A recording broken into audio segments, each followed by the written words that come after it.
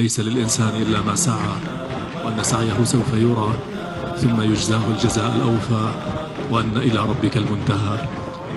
السيد الرئيس، السادة الحضور، يقول العبد الفقير: لقد صمنا عن الأفراح دهرا وأفطرنا على طبق الكرامة، فسجل يا زمان النصر سجل دمشق لنا إلى يوم القيامة إن شاء الله.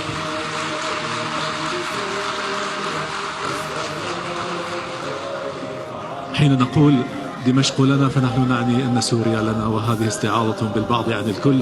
وحين نقول لنا فنحن نعني أنها للجميع، عرقا ودينا ولونا ومبتدأ ومنتهى.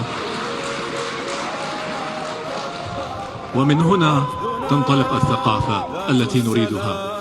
إذا أردت أن أحدثكم عن العبد الفقير أقول: خرجت بعد الثانوية العامة من سوريا عندما كنت أرى أنها ديار ذل كما يقول الشاعر، وإذا نزلت بدار ذل فارحلي. كان يطلع علينا الذل، لم تكن تطلع علينا الشمس كل صباح.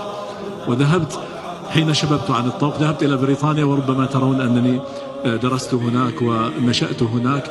وحين بدأت الثورة المباركة عدت إلى سوريا، وظننت وقر في قلبي أنه ربما يكون هذا طريق العودة.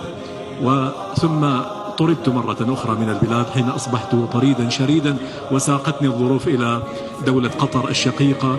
أتشرف بأنني كنت من الذين نقلوا معاناة السوريين الثكالى والمكلومين عبر قناة هي قناة الجزيرة التي يتابعها العرب والعالم طيلة السنوات الدموية التي مرت بنا. أما إذا أردت أن أتحدث عن الثقافة باختصار شديد فأقول: هي أن نفتت ونبتعد عن كل المنظومة الثقافية التي كان يتبناها الوضيع البائد الهارب الذي كان يحتل هذا القصر. هذه هي الثقافة التي نحتاج أن نبتعد عنها. وأما الثقافة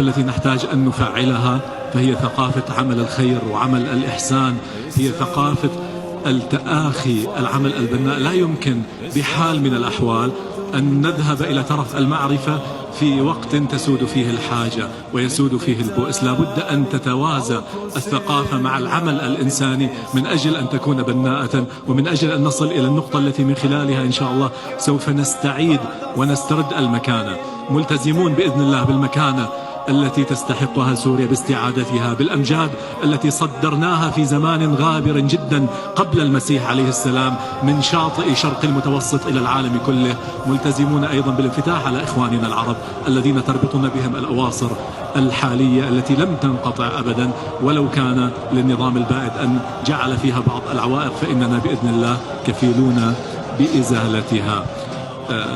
ربما أيضا هناك إشارة مهمة لابد من الإشارة منها، إذا أنك سيادة الرئيس حينما طلبتنا للعمل في هذه الفترة الحرجة فقد تفضلت قبل قليل بالإشارة إلى أن المناصب لا تصنع الرجال، وإنما نحن في زمن الرجال يصنعون فيه المناصب. هذه كلمة السيد الرئيس وأنا أتبناها وأشكرك عليها، وأسأل الله أن يوفقنا للعمل إلى ما فيه رفعة هذه البلاد وإلى ما فيه خير البلاد والعباد.